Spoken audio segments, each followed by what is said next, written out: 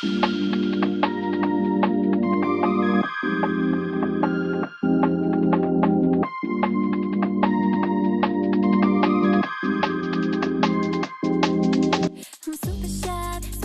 itu teori perhatian? Menurut Bimo Walgito, perhatian merupakan pemusatan atau konsentrasi dari seluruh aktivitas individu yang ditunjukkan kepada sesuatu atau sekelompok objek. Ketika seseorang sedang memperhatikan, maka akan mencurahkan seluruh aktivitas dan konsentrasinya kepada benda tersebut, serta mengabaikan objek yang lain yang dianggapnya tidak penting baginya. Perhatian yang dilakukan harus didasarkan pada pusat kesadaran. Menurut Bimo Walgito, jenis perhatian ditinjau dari segi timbulnya perhatian. Perhatian dapat dibedakan atas perhatian spontan dan perhatian tidak spontan. Pertama, perhatian spontan, yaitu perhatian yang timbul dengan sendirinya, timbul dengan secara spontan. Perhatian ini erat hubungannya dengan minat individu.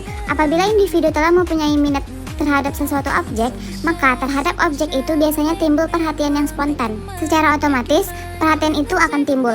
Misalnya, apabila seseorang mempunyai minat terhadap musik, maka secara spontan perhatiannya akan tertuju pada musik yang didengarnya.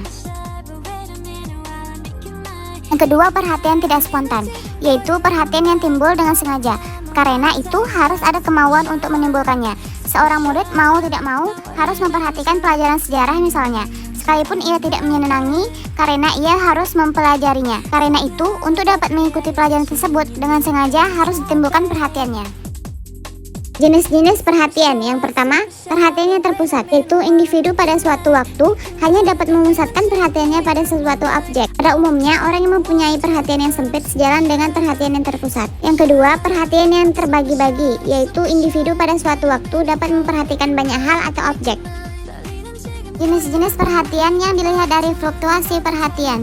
Yang pertama, perhatian yang statis, yaitu individu dalam waktu yang tertentu dapat dengan statis atau tetap perhatiannya tertuju pada objek tertentu. Yang kedua, perhatian yang dinamis, yaitu individu dapat memindahkan perhatiannya secara lincah dari objek ke objek lain.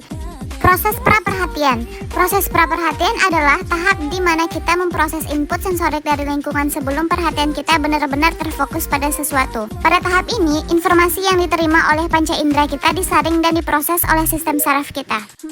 Proses perhatian terfokus adalah ketika kita secara aktif memfokuskan perhatian kita pada sesuatu yang spesifik. Pada tahap ini, kita mengabaikan informasi yang tidak relevan atau tidak penting untuk fokus kita saat ini. Hal ini memungkinkan kita untuk lebih mendalam dan intens dalam memproses informasi yang membutuhkan perhatian kita. Teori kapasitas. Teori kapasitas pada psikologi kognitif mengacu pada batasan jumlah informasi yang dapat diproses oleh pikiran manusia pada suatu waktu. Konsep ini menyatakan bahwa otak manusia memiliki keterbatasan dalam hal seberapa banyak informasi yang dapat diolah secara efektif. Teori ini membantu menjelaskan mengapa orang cenderung memiliki kesulitan dalam menghadapi tugas-tugas yang memerlukan pemrosesan yang kompleks atau banyak informasi secara bersamaan.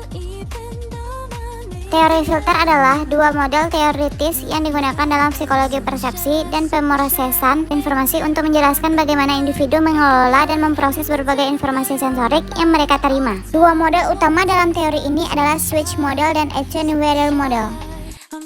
Switch model. Menurut Broadbent, switch model adalah informasi sensorik pertama kali masuk ke filter yang bertindak sebagai pintu gerbang. Filter ini memutuskan apa yang akan diizinkan masuk ke pemrosesan lebih lanjut dan apa yang akan ditolak. Attenuator model. Menurut Reisman 1964, attenuator model menggambarkan bahwa informasi sensorik juga melewati filter, tetapi filter ini tidak memutuskan informasi melainkan memperlemahnya. Informasi yang dianggap tidak relevan akan dilemahkan, tetapi tetap dapat diproses jika diperlukan.